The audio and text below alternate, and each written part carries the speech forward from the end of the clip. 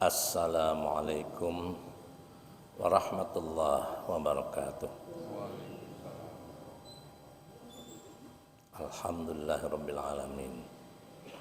Wa bihi nasta'inu ala umurid dunya waddin. Wala udwana illa 'alal zalimin. Asyhadu an la ilaha illallah al-malikul haqqul mubin. Wa asyhadu anna Muhammadan abduhu wa rasuluh as-sadiqul wa'dil amin. Allahumma shalli wa sallim ala sayyidina wa dhukhrina wa maulana Muhammad khatamil anbiya wal mursalin wa ala alihi wa ashabihi ajma'in. Amma ba'd, usikum wa nafsi bitaqwallah faqad fazal muttaqun.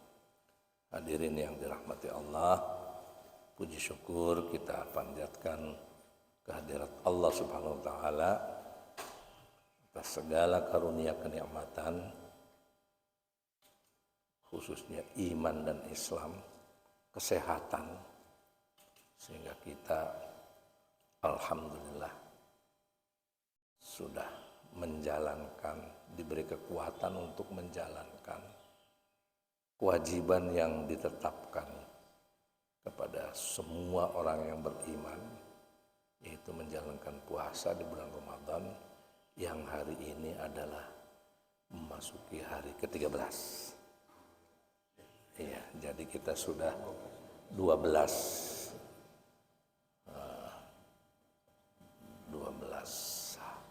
hari kita menjalankan puasa. Mudah-mudahan Allah terus memberikan kekuatan kepada kita sehingga kita dapat menyelesaikan puasa 1 bulan penuh dan memperoleh imbalan dari Allah Subhanahu wa taala, yaitu sebagaimana disabdakan oleh Rasulullah SAW, man shoma Ramadan imanan wa ihtisaban ghufira lahu ma taqaddama min dambi. Jadi mudah-mudahan kita di akhir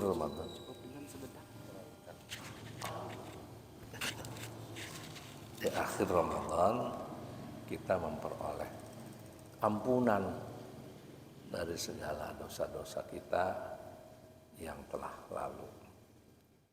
Hadirin yang dirahmati Allah, selagi kita masih hidup, kita sepatutnya terus beramal soleh untuk mempersiapkan kehidupan di akhirat. Karena hidup di dunia ini sebetulnya mazra'atul akhirah. Mazra'ah itu artinya tempat kita menanam, bertani lah ibaratnya itu, untuk bekal kita di akhirat. Karena apa? Kalau ruh kita ini sudah berpisah dari jasad kita, semua amalan terputus. Tapi masih ada amalan yang amalan yang kita lakukan sebelum ruh meninggalkan atau berpisah dari jasad kita, masih ada. Kita memperoleh pahala dan imbalan dari Allah yang terus menerus. Apa itu? Amalan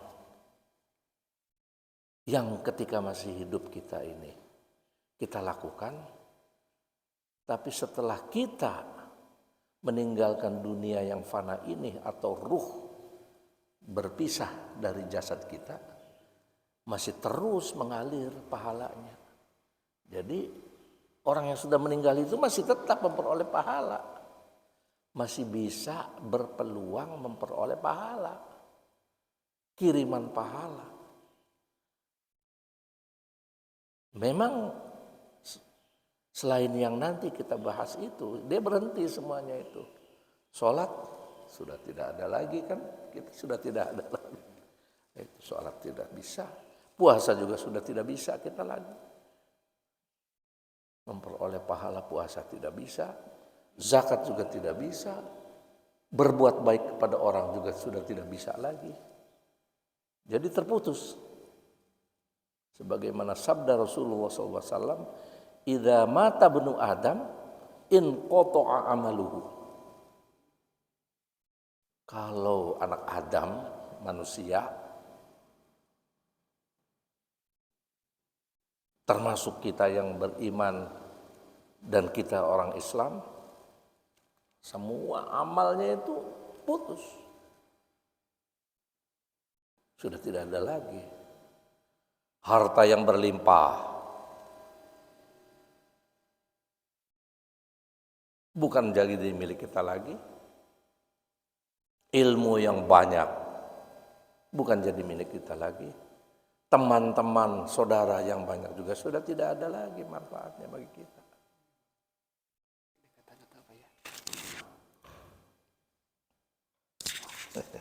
Terlalu dekat. Agak di bawah ini.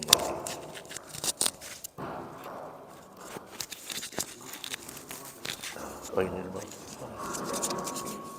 Nah, bentar dulu. Oh ini ya.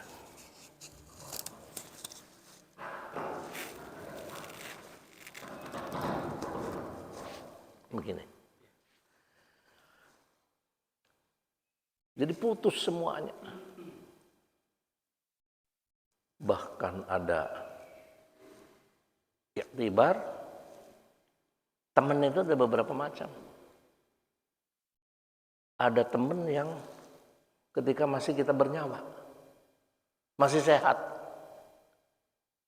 Itu. Ya teman-teman kita ini masih bernyawa, masih sehat, teman. Ada teman yang cuma sampai ketika selesai ketika ruh atau nyawa kita berpisah dari tubuh kita. Siapa? Harta.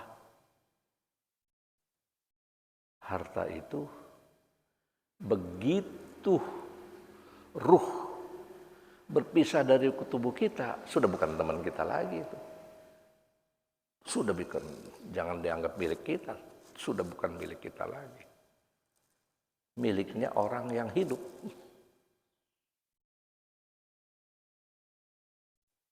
Tidak ada lagi itu milik kita itu. Kalaupun misalnya disodakohkan, maka yang dapat pahala sodakoh ya ahli warisnya. Itu kecuali kan gitu ya, kecuali nanti kita bahas. Gitu. Yang ketiga, teman waktu kita dimasukkan ke liang lahat. Siapa? Masih menemani itu waktu diantar ke liang lahat keluarga. Itu pun kalau keluarganya mau mengantarkan kan begitu. Kalau keluarga tidak ada ya tidak bisa kan. Itu. Nah, ada teman yang dunia akhirat. Di dunia juga tetap jadi teman. Di akhirat tetap jadi teman.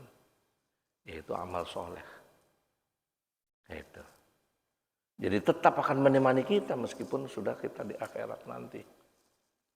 Nah, masih ada lagi sebetulnya yang masih mendampingi kita ketika di alam barzakh. Karena kan dalam ajaran agama kita, Islam, itu orang yang meninggal itu, dia atau orang yang sudah dicabut nyawa atau ruhnya itu, dia tinggal di alam barzakh, ruhnya itu di alam barzakh. Tubuhnya sih di tanah, tapi ruhnya di alam barzah. Yang nanti ketika malaikat Israfil meniupkan trompet atau sangkakalanya, ruh kita ini semua kembali kepada sisa-sisa jasad kita. Sisa-sisa. Ya kan kulit dan dagingnya sudah dimakan sama bakteri kan, itu habis semuanya. Tinggal tulang-tulang. Yang konon tulang yang paling bertahan terus itu adalah tulang apa ini namanya? Tulang ekor. Itu, tulang ekor. Tapi Allah, kekuasaan Allah itu dia bisa menciptakan dari yang tidak ada menjadi ada, dan dia juga bisa mengembalikan dari yang dulu pernah ada menjadi ada lagi. Nah, itu. Jadi kita semua ini nanti akan dibangkitkan lagi. Kalaupun ruh kita ini sudah ada di alam barzakh, dibangkitkan lagi. Itu, dikembalikan lagi. Dan kita sebagaimana digambarkan dalam Al-Quran, kita ini nanti akan menjadi makhluk seperti semula. Ya kayak gini. Cuma usianya itu usia sekitar 30 tahunan gitu. Itu usianya. Tapi dalam keadaan apa? Ya kalau di sini kita pakai baju kan gitu. Bisa pakai baju, bisa pakai. Tapi nanti ketika dibangkitkan itu dalam keadaan oriang, telanjang. Sehingga ketika Rasulullah menjelaskan kepada para sahabat tentang itu, kalau begitu ya Rasulullah bisa saling melihat. Melihat ya barang yang malu kita tunjukkan kan misalnya. Kata Rasulullah, boro-boro kamu bisa melihat begitu. Ngurusin diri sendiri juga nggak sempat kan gitu. Karena semua akan berurusan dengan ini. Dan disitulah nanti kita gambarkan. Disitulah orang lari ke sini dan sebagainya. Nanti kita gambarkan di kesempatan lain. Tapi intinya di sana kita di alam barzakh sebelum kita dibangkitkan ke kuburan ini masih ada kita teman kita itu. Yang tadi digambarkan oleh Rasulullah. Idza mata ibnu Adam in qata'a amaluhu illa min salatin. Kecuali 3 perkara. Apa? Yang pertama shadaqatun jariyah. Sedekah jariyah. Au ilmun yuntafa'u bih. Atau ilmu yang dimanfaatkan, bukan ilmu bermanfaat, ilmu yang dimanfaatkan. Yuntafa'u itu artinya dimanfaatkan. Itu. Bukan ilmu bermanfaat, ilmu yang dimanfaatkan. Ilmu bermanfaat iya, amal, tapi begitu selesai kita kehidup di dunia ini, putus. Tapi ilmu yang dimanfaatkan tidak. Itu teman kita itu di barzakh. Masih mengalir terus.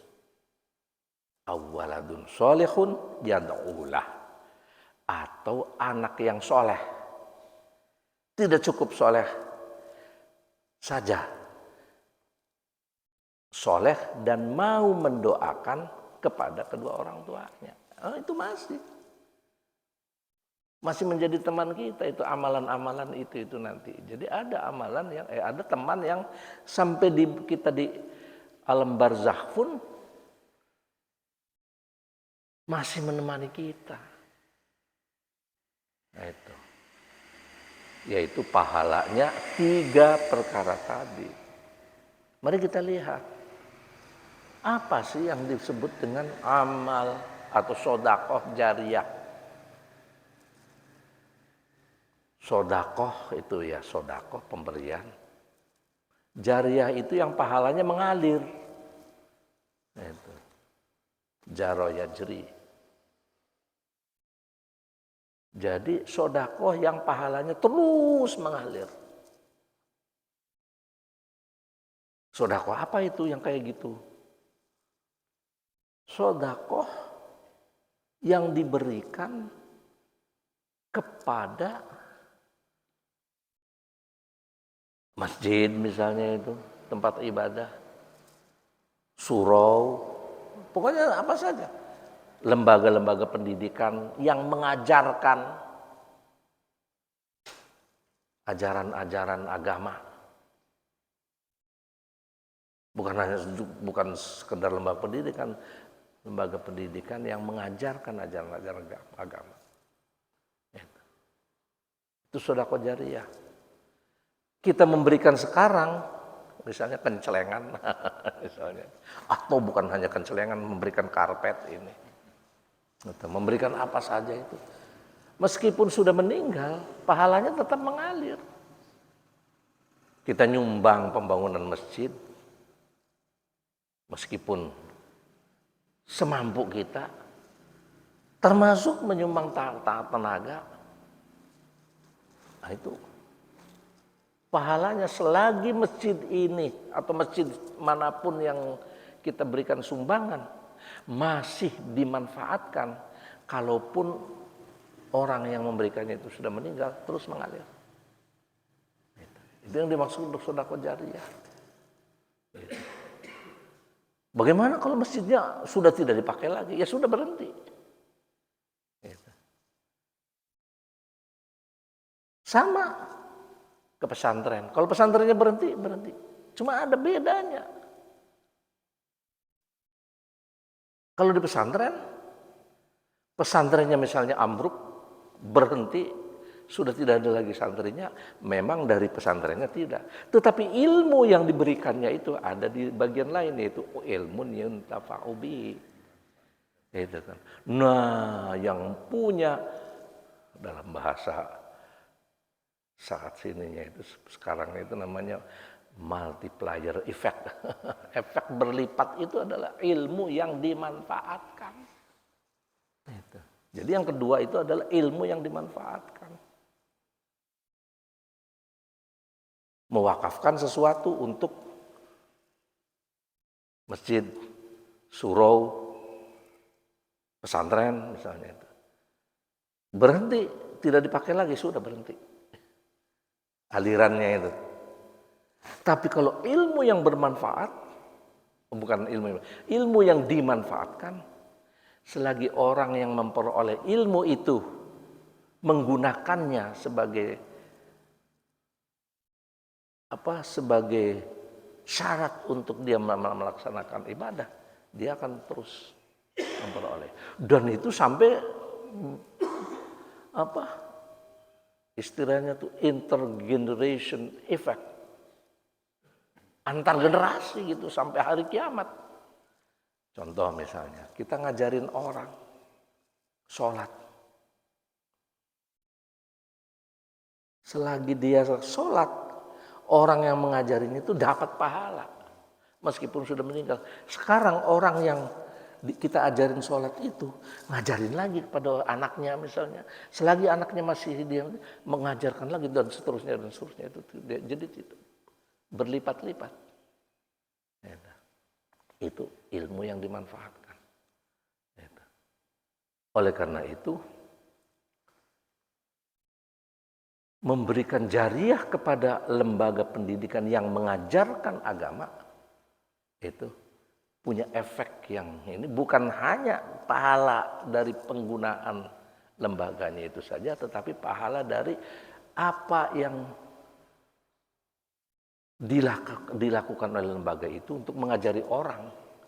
Nah, itu dalam hal yang berkaitan dengan agama. Itu ilmun yuntafa'u bih. 2, tidak berhenti. Jadi jangan dianggap berhenti pahalanya meskipun sudah meninggal. Yang ketiga, awaladun solihun yad'u lahu. Tidak cukup soleh, tidak cukup hanya soleh, tetapi yad'u lahu, mau mendoakan orang tuanya. Jadi doa anak itu diterima oleh Allah Subhanahu wa taala dan terus meskipun sudah di alam barzakh, ruh kedua orang tua kita ini kita doakan. Doa yang paling mudah apa? Yang paling simpel, sederhana. Rabbighfirli wali walidayya warhamhuma kama rabbayani shaghira. Itu yang paling sederhana. Atau dengan ungkapan-ungkapan lain. Jadi kita punya anak perlu dididik tentang agama itu supaya dianya sendiri juga soleh dan dia mendoakan kepada kita nanti meskipun kita nanti sudah meninggalkan dunia yang fana ini. Itu perlunya kita.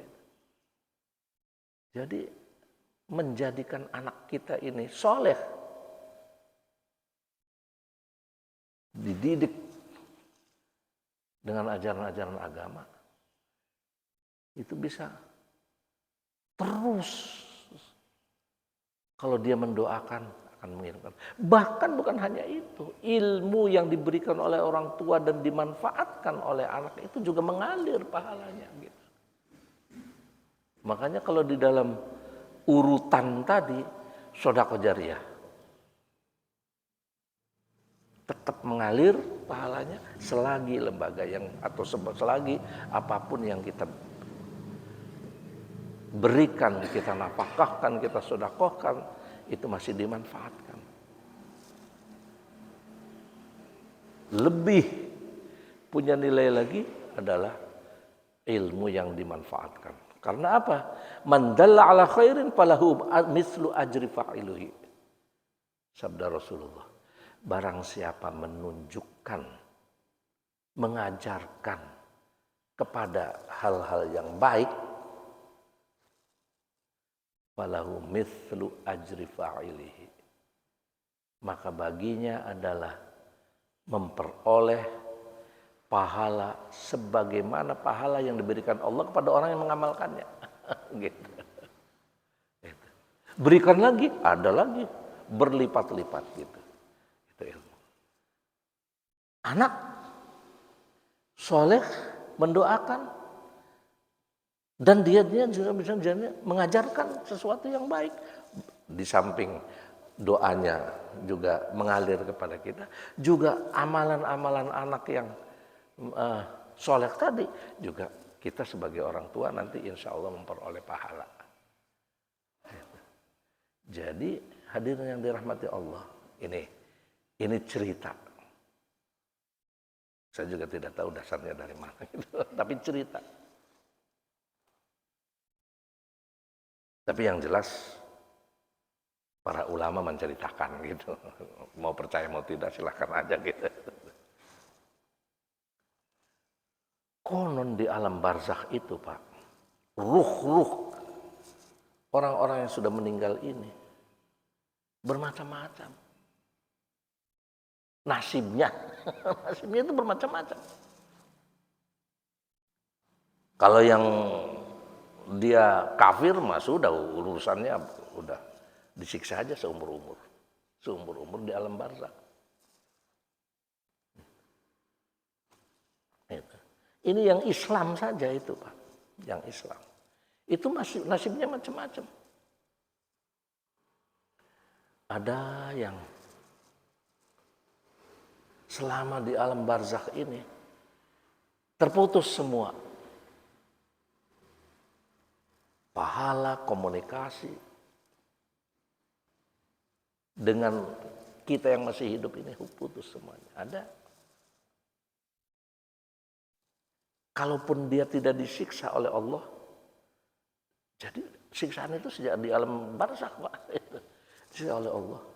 Itu istilahnya dia tengok-tengok aja gitu. Itu. Ngajarentul gitu. Ngajentulnya gitu. Tapi ada yang konon lari ke sana, lari ke sini, berebut pahala. Pahalanya siapa?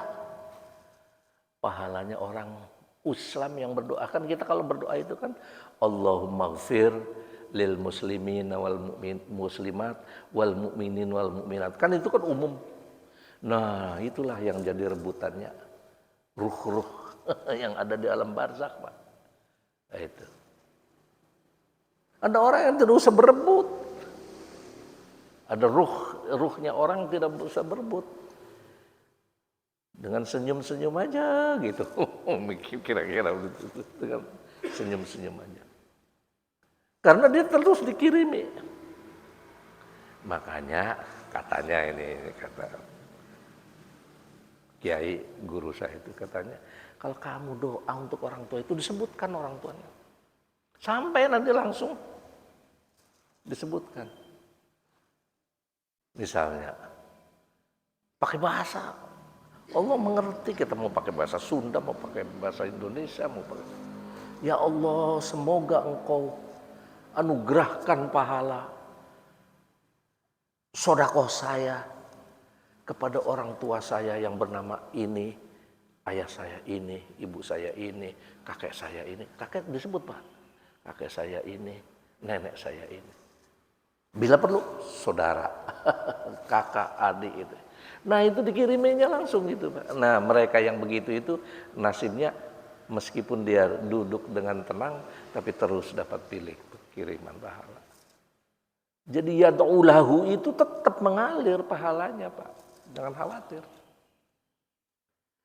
Anak yang soleh dan mau mendoakan kepada orang tuanya. Ini doanya terus dikirim langsung kepada ini. Nah, orang seperti inilah nasibnya nanti meskipun masih di alam barzakh, tetap dia itu dalam keadaan ini. Bahkan menurut riwayat, ada seseorang, ruhnya orang yang memperoleh siksa dari Allah Subhanahu wa taala. Tiba-tiba berhenti. Malaikatnya tidak menyiksa lagi orang itu. Kemudian ditanya. Orang yang tadi disiksa itu bertanya kepada malaikat, "Kenapa malaikat, kamu kok berhenti menyiksa saya?" Bagaimana mungkin saya akan menyiksa kamu karena anakmu itu terus-terusan mendoakan untuk kamu. Jadi saya nggak bisa menyiksa kamu. Gitu.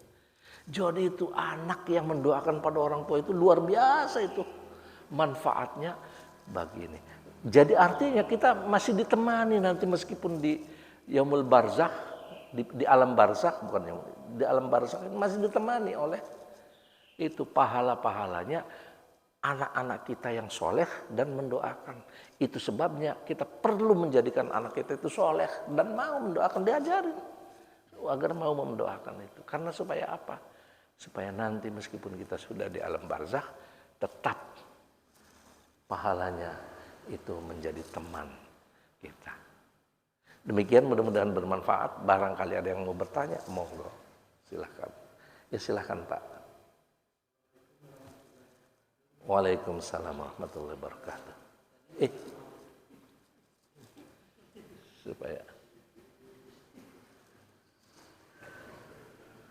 Supaya lebih keras, Pak. Masalah pahala yang mengalir. Apa yang saya pertanyakan, ada nggak dosa yang mengalir? Sebagai dosa yang mengalir. Sebagai contoh, kita kalau membantu dari masjid atau pesantren segala macam, itu akan mengalir nanti ke kita. Sedangkan usaha kita di perhotelan, kita nggak tahu memang cerita dipakai untuk tempat apa. Apakah dosa itu masih sampai ke kita atau remeh juga? Ini luar biasa sekali pertanyaannya itu. Kalau pahalanya mengalir, apakah ada dosa yang mengalir? Nah, itu. Dalam hadisnya sih seperti tadi, Pak, hadisnya itu. Itu kan in qata'a amaluhu illa min salasin. Berhenti kecuali 3 perkara yang terus pahalanya mengalir itu. Itu. Pertanyaannya bagaimana kalau yang diajarkan itu adalah dosa, sesuatu yang kalau dilaksanakan berdosa, mengalir pahalanya. Memang Rasulullah ada bersabda, man dalla ala khairin falahu mithlu ajri fa'ilihi. Barang siapa menunjukkan, mengajarkan sesuatu yang baik, kemudian diamalkan oleh yang diajarkan, yang ditunjukkan oleh kita, itu akan memperoleh pahala seperti orang yang mengamalkan itu. Sebaliknya, man dalla ala syarrin falahu mithlu ajri fa'ilihi. Itu. Nah, apakah nanti seperti seperti pahala mengalir gitu? Itunya. Ya selagi dia melakukannya itu karena ajarannya itu, ya tetap memperoleh seperti dalla ala syarrin. Itu. Misalnya ngajari caranya nyopet, misalnya gitu contoh. Halo, kalau lu mau nyopet gini loh caranya, supaya ini misalnya itu dia laksanakan. Ketika dia nyopet itu kita dapat kiriman dosa itu Pak. Itu. Ya meskipun sudah meninggal orang yang nyopet itu tadi, ya tetap dosanya akan ditimpakan. Cuma bedanya apa antara dosa dan pahala itu? Dalam salah satu hadis Rasulullah SAW bersabda, yang namanya pahala mah Pak, baru niatnya saja dapat. Man hamma, barang siapa berniat terbersit dalam itu. Bukan hamma itu artinya membayangkan, menghayalkan. Itu. Baru berniatnya saja itu dapat pahala 1. Kalau dilaksanakan dapat 10. Kalau dilaksanakan. Nah itu kalau yang baik. Tapi kemurahan Allah. Tapi sebaliknya kalau berkaitan dengan yang dosa, berniat saja tidak. Itu. Tapi kalau dia melakukan 1 dibalas 1. Juga di Al-Quran dijelaskan itu. Itu. Nanti kita bahas di kesempatan lain. Begitu Pak, yang ini Pak. Jadi cuma bedanya kalau pahala itu ada beberapa bagian. Kalau menunjukkan kan cuma 1 kali aja kan. Baik. Masih ada lagi tapi sudah siang ya. Masih ada. Assalamualaikum. Oke, silakan. Assalamualaikum warahmatullahi wabarakatuh. Waalaikumsalam. Buya mau menanyakan bagaimana kalau yang seperti warung yang membuka kayak sekarang di bulan puasa, begitu. Iya. Dosa tidak gitu? Iya betul. Apakah yang makan itu kan nggak pada puasa? Iya. Apakah yang buka warung itu menerima dosanya gitu? Ya. Assalamualaikum warahmatullahi wabarakatuh. Orang tidak puasa itu kan macam-macam kan. Non muslim tidak puasa, nggak ada urusan kita. Gitu kan. Musafir boleh berbuka puasa dan sebagainya. Nah, bagaimana kalau warung buka di bulan puasa?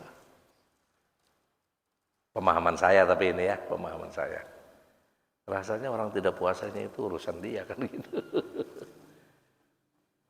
Asal niatnya kita ini bukan membuat orang tidak puasa kan begitu. Tapi yang jelas masih banyak orang yang butuh makan ketika bulan puasa. Ya enggak? Butuh kan makan ketika bulan puasa.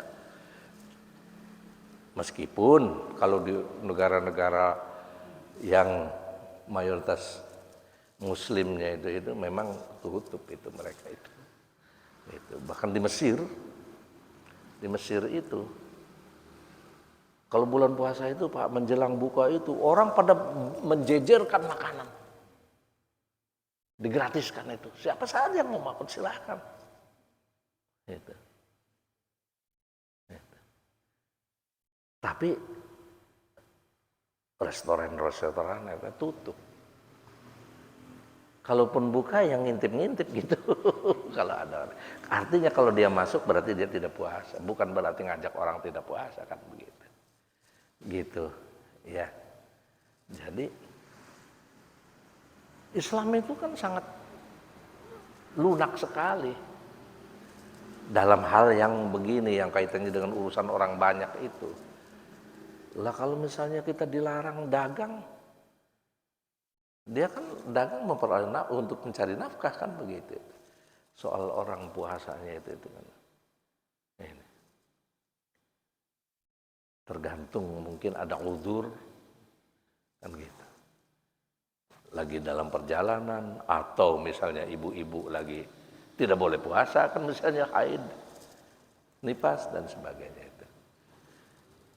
Jadi gitu, tergantung menurut saya tapi ini ya, jangan artinya insya Allah logika ini tidak sampai menyalahi aturan-aturan itu. Begitu. Baik, hari ini kita cukupkan dulu. Nanti kita kalau ada pertanyaan lain dicatat dulu, nanti bisa. Demikian mari kita tutup dengan doa. Allahumma shalli wa sallim wa barik ala sayyidina Muhammad wa sallim wa tabaraka wa ta'ala kusabatul jalimain.